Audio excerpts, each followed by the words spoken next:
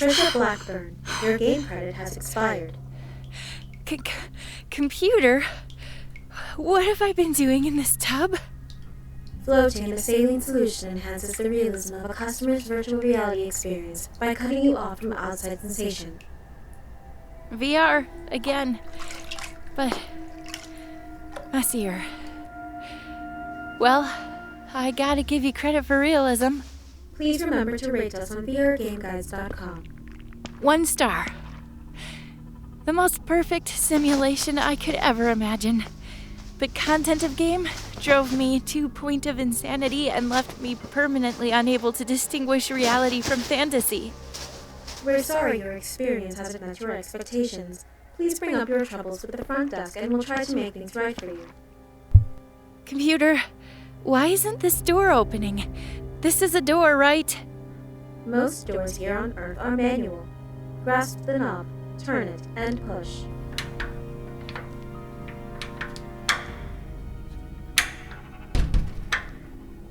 Welcome to the lobby, Ensign Blackburn. Commander LaQuille, I see you're human again.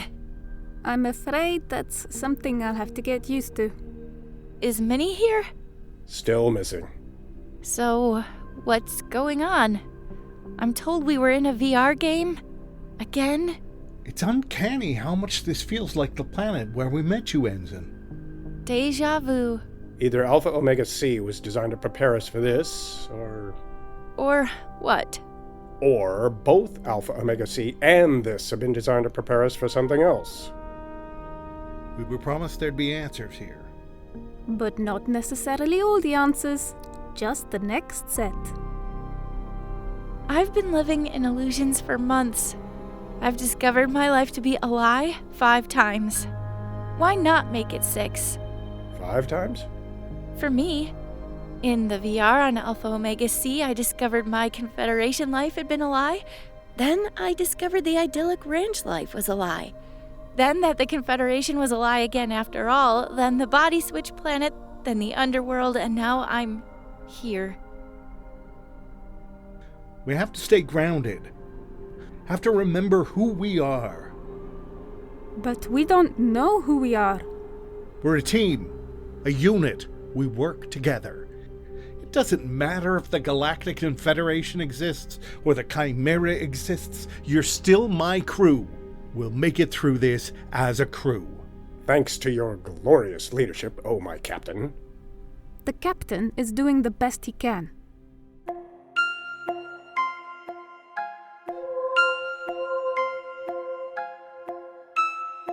QuietPlease.org presents Beyond Awakening. Starring John Gauntz as Captain Mac Hardcase, David Loftus as Dr. Clay Earhart, Steph Ganapa as Commander Misty LaQuille, and Gwyneth Knight as Ensign Trisha Blackburn. Episode 7, Earth.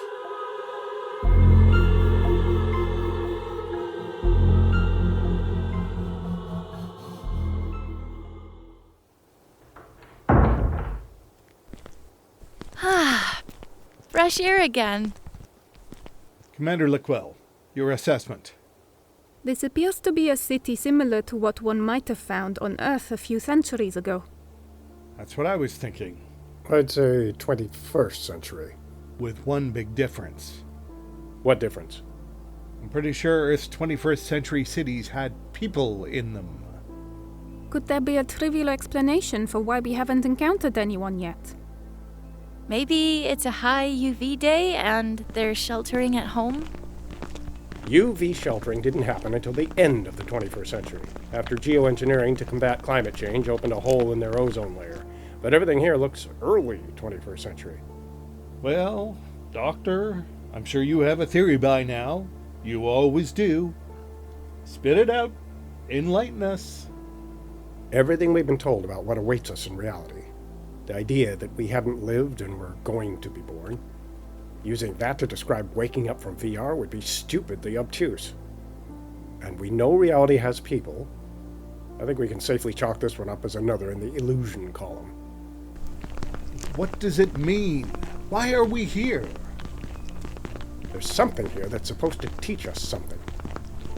Gee, thanks for that penetrating insight. So what can we do? We'll explore, like we've always done. We'll run the maze like good little lab rats until we find the cheese. Let's follow this street northward.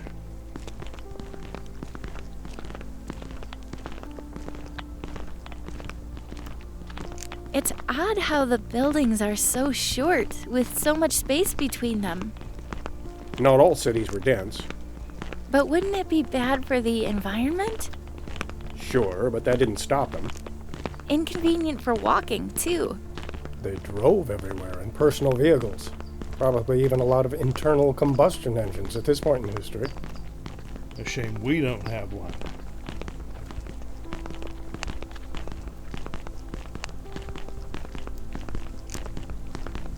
Are you constantly misplacing your socks? Tired of being late for work because you are desperately searching for a matching pair?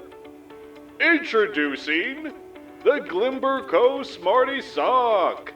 Our built-in AI will always tell you where the matching sock is, change color based on ambient conditions, light up at night for safety, auto-adjust tightness according to activity, temperature, or verbal command, monitor your health and make suggestions, and even let you know when they get smelly.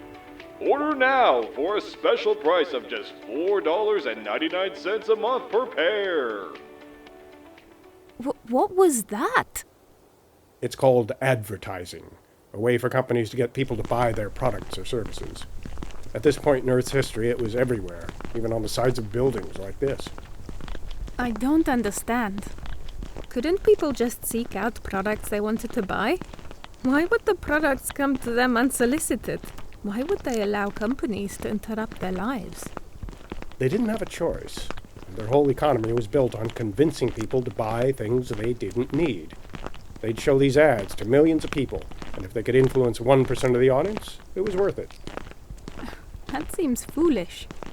It's just how things were, Misty. There are lots of things in our primitive past that we're not too proud of. I just wonder why they're being shown to us now. It's curious how each world we've been immersed in has been a different time period. It's like we're time travelers. But which era is the real world? The 23rd century? The 28th century? Or the 21st century? Hey there, you four. Your country needs you to step up. That video screen sees us? That's right. You look like proud and loyal Americans. Please, let me talk with you about the present threat. There's a threat? That's right. We're all in danger from President Kruk's failures. Our coastal cities have gone to hell with years of historic floods.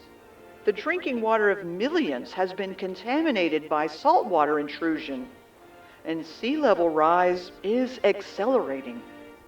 Your city's levees may not hold up to the more intense storms climate change brings, and your elderly neighbors are dying in summer heat waves. And it's only getting worse every year, more dangerous every year. That's terrible. Yes, it is. And the only things more terrible are Kruk's so-called solutions.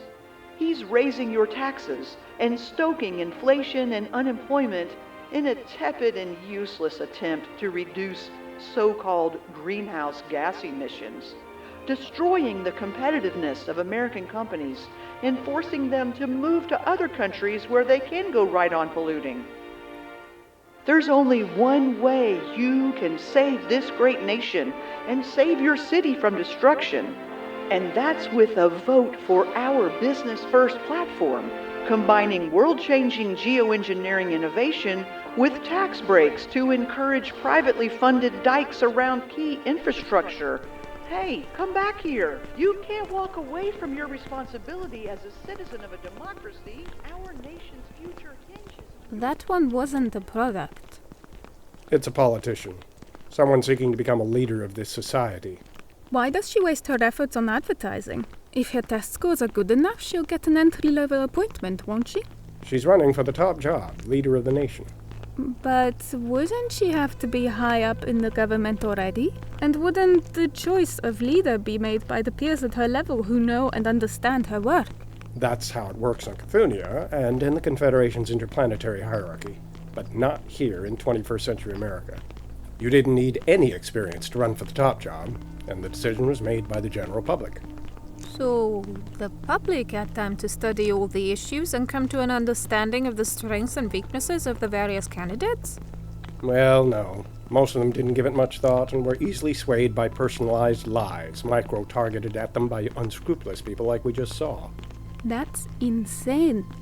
Perhaps, but there were a lot of worse governing systems out there at the time.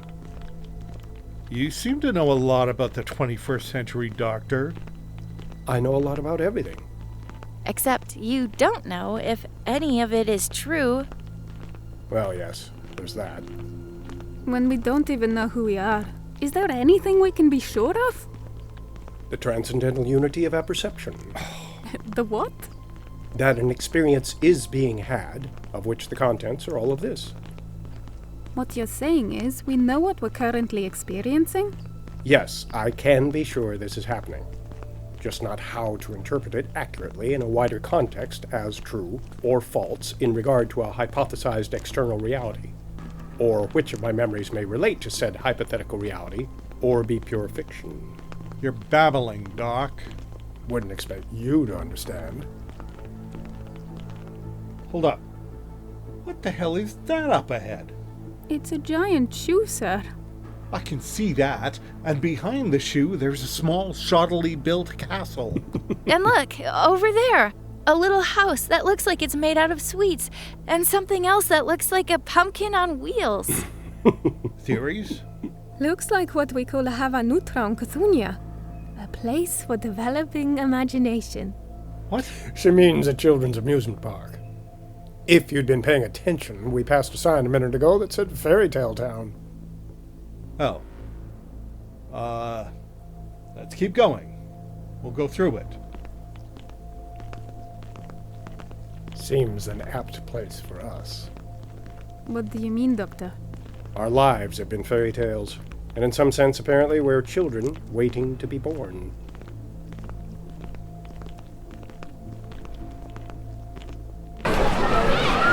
What's going on? What is this? Sir, can you hear me? Help! They're all over! Sir, can you hear me?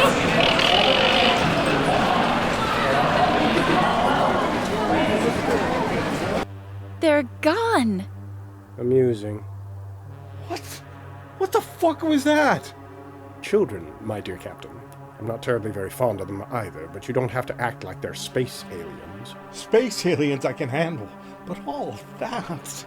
A brief demonstration of what a normal day might be like here, I presume. I don't think I want to be here on a normal day. Then I advise you not to have kids. Come on, let's keep moving and get this over with. Looks like this is the exit up here. Sir, what's the largest crowd you've ever been in? Delta Sigma D. The whole planet is so overpopulated, you have to signal your intent to move and wait minutes for people to make space for you. Did it bother you? No, it was just another mission. But that's just an implanted memory. Actually experiencing it could feel very different. Could it? I've been thinking, we don't know our true personalities, only the implanted memories of how we were supposed to be. And you think there's a difference? Why not? You mean like the captain could be afraid of crowds and children, even though his implanted memories weren't? Let's not talk about me anymore, please. WPA Rock Garden? A rock garden is a special decorative arrangement of rocks. Open your damn eyes, Doc. Take in the greenery. It's a plant garden that happens to have a few rocks in it. Then why name... Stop worrying about the why. Deal with what's in front of you. The advice of simple-minded people everywhere. The snark of a coward. Stop it, you two! Excuse me, Ensign. It's this heat. It's making you both cranky. It is getting extraordinarily hot. We can rest in the shade of this garden for a minute. Sir, why don't we find a home or business to go inside? Even in the 21st century, I think your people had artificial cooling systems. Our people. We're next to 15th Avenue now. The numbers on this grid system are getting smaller as we go north. I feel we need to see the center of the city to understand it, and that should be another 14 blocks. Let's press on until we get there, then we can go inside.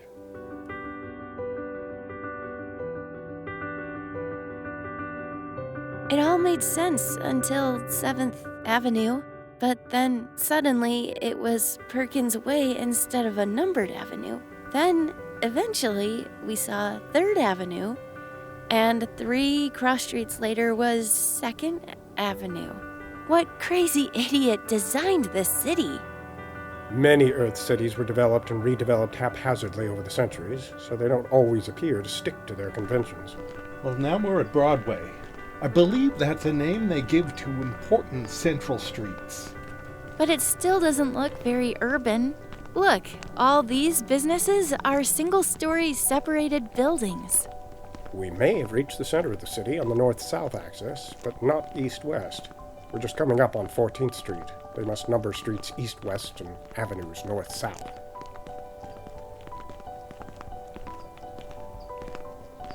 A sushi restaurant. Do you like sushi, Ensign? See, that's the whole problem. I remember liking sushi, but if it's a false memory, I've never actually had it. I might hate all the foods I think I love and love all the foods I think I hate. Cthulhian foods don't exist, so I'll never find out which ones I'd really like. It's just so disconcerting. If everything that makes me who I am, everything that shaped my personality, if all that is a lie, then what's my real personality? Even if it's fictional, our pasts still determine who we are. Even if what made me the captain I am today didn't happen, I'm still who it made me. The death of my parents, escaping slavery, saving people, inspiring people, leadership skills, my tactical thinking, and thriving under pressure, it's all real. I don't know about the rest of it, but at least your inflated ego is real. What about you, Doc? Are you sure you're who your false memories have made you? No, I don't think I am, and I don't want to be. Don't you want an identity? To know who you are?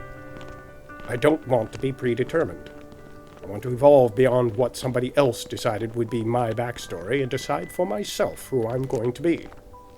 That's exactly what I'd expect you to say, Doc, based on your backstory.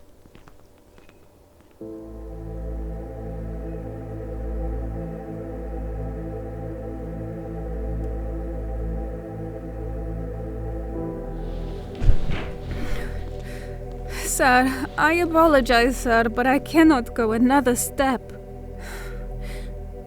Are you okay, Misty? It's just this weak human form, sir. It can't tolerate walking so far in this weather. With my real body, it wouldn't be a problem. Haven't you accepted that you're human yet? You've been told it's a fact. Well, there's a river in front of us, so we won't be able to continue west much longer anyway. We'll rest here a while and consider our next move. What are all these giant white cylinders? Petroleum. It was an energy source back then. This looks to be some sort of storage or processing plant area. They're labeled. That one says T115 Chevron. Chevrons denoted rank, right? It's a military thing? No, they actually let private companies control their energy supply. I think Chevron was the name of the company. That's crazy. Hey, there's a sign up there by that crossing. You mean the railroad track? Am I the only one who stayed awake in history class? You know I didn't get traditional schooling, Doctor. Well, I'll go check out that sign.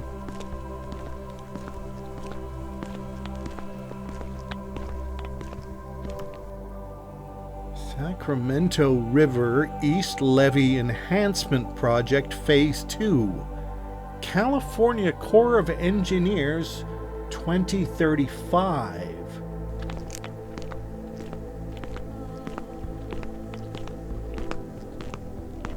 You know, Misty, Yes, sir? this world is boring.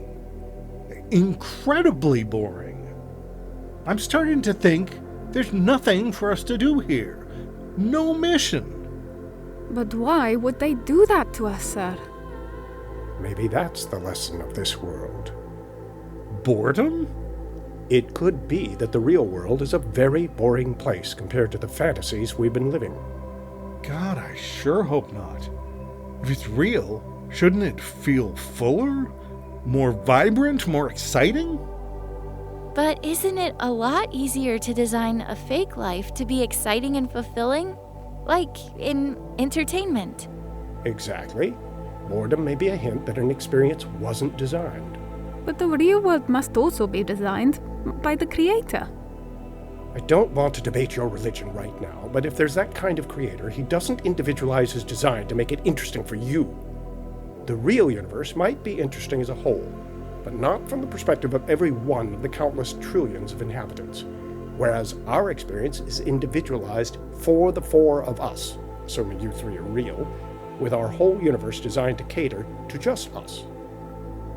I suppose. But then, if we're so unimportant, why have we been put through all this? Right. All the attention somebody's been putting into deceiving us suggests we could be pretty important.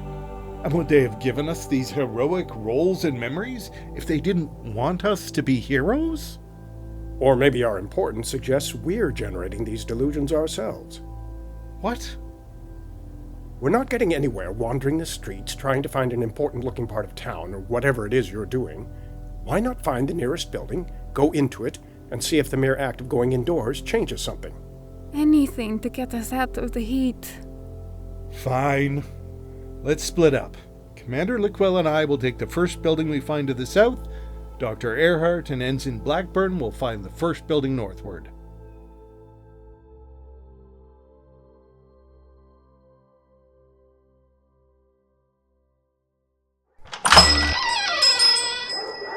Animals! The sign said Front Street Animal Shelter. What did you expect? Aw, shut up and let me enjoy this.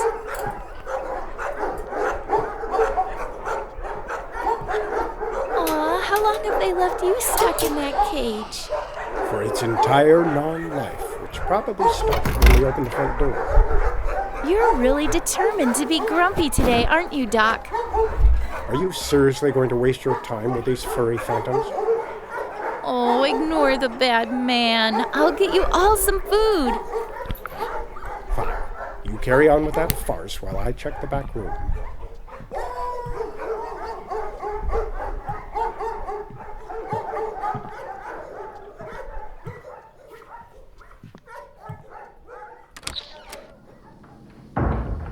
Hello, Clay. Finally! Now let's get to the truth.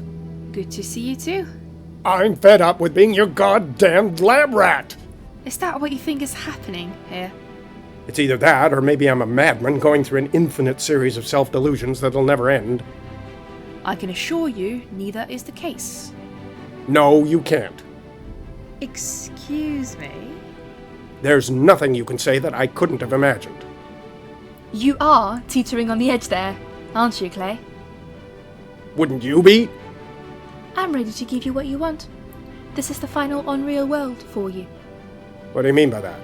Are you going to terminate me? Silly. Back up, Clay. You're going to reality. And what's that? Complicated. So much more complicated than fantasy. So tell me, why have you put me through all this? You've been slowly acclimated to certain changes. It's easier this way than if you jump straight from where you started to your ultimate destination. You thought this was a kindness? Destroying my ability to trust anything is the ultimate cruelty. Reality can be cruel, though. Maybe fantasy is easier. Maybe you're better off here. I'm ready to face any reality, rather than go on not knowing if there really is one. What about the others? Are they ready? It takes some longer than others. I think I can safely say they're all as sick of this farce as I am and will only get less ready if it continues. Then, let's call everybody together. Give you all a better idea of what you're going to be dealing with before we flip the switch.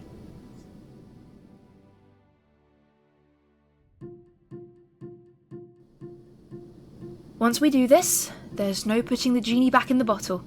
Your lives will be irrevocably transformed, and not necessarily to your advantage. Are you saying this is a red pill versus blue pill situation? That we can choose the comfort of fantasy or the hardship of reality? I suppose, in a way. I'm made for hardship, forged from hardship. I have nothing to fear. That's not the sort of hardship the real world puts people through. You're thinking of exciting, epic hardships, adventures against long odds, quests to do the impossible, banding together to overthrow evil empires. And what are you talking about? Trivial hardships. The frailties of your body. Adjusting to a world where you're more limited, where you're not the centre of the story, where terrible things happen, but you can't swoop in and save the day. Knowing that any difference you can make in righting the wrongs of the world will be only a minuscule drop in the bucket, and that the world will carry on after you basically the same as if you'd never been born. If I can handle epic hardships, I sure as hell can handle trivial hardships. We'll see. I'm worried about you, Mac, more than the others. Excuse me, Minnie. Yes, Misty? We were told there'd be a debate about whether we're human. Personally, I consider you human beings. You're biologically human. It's a question of what your minds are. Your whole Cthulhian experience, Misty. I hope it prepared you to grapple with the questions that will come. Now you're just being willfully enigmatic. Not at all. I just don't want to go down an hours-long rabbit hole on a topic that would prevent me from getting to your other questions. You mentioned preparing us. You're saying these fake worlds we've been through have all been designed to prepare us for the real world? Well, I mean, in a general sense. And with some specific twists meant to prepare you for twists the real world will throw at you. But not in the sense of everything being carefully honed to a purpose. Most of it is just generated from prompts. Besides my species change, what else was meant to prepare us? The VR scenarios. Waking up in different bodies from the one you've known. Being dead. Discovering technologies you've taken for granted aren't real. And this world, 21st century Sacramento. The Sacramento I live in is like this one, except much more populated. So we are on Earth in reality? Yes. Early, mid-21st century Earth? Yes. And it's very much like what history class has taught me about it? Yes. All these answers, all these words, they don't really mean anything to me. And they're not going to help me. I need to be there. I need to experience reality. Then I'll have better questions, and then I'll be able to understand the answers. Does everyone feel the same, Miss Trisha? I do. Yes. Let's get on with it. Let's end this fantasy. It's going to be shocking and confusing for you. We understand that. We'd rather be confused by reality than be confused by another illusion. If there's one thing we're totally prepared for, it's confusion. Okay, here goes.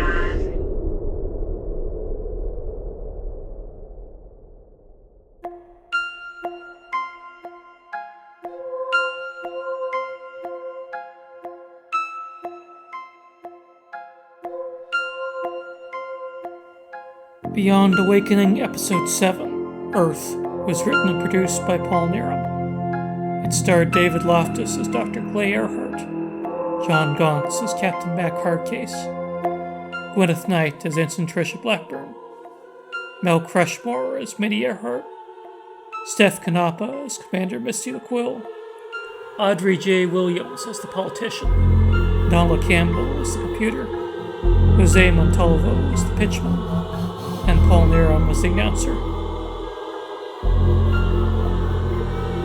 Music licensed from Joel Studler and Creative Commons Zero on public domain sources. Thank you for listening to Season 1. We hope to be back with a Season 2 in 2025, but that will depend on your support. If you've enjoyed the show, please help raise awareness for it. For updates, check out our website at quietplease.org/awakening. Meanwhile, feel free to check out other quietplease.org productions, such as 253 Matilda, Minding Accident Theater, 100 Second Theater, Quiet Please Originals, Quiet Please Recreations, and To Spit in God's Eye.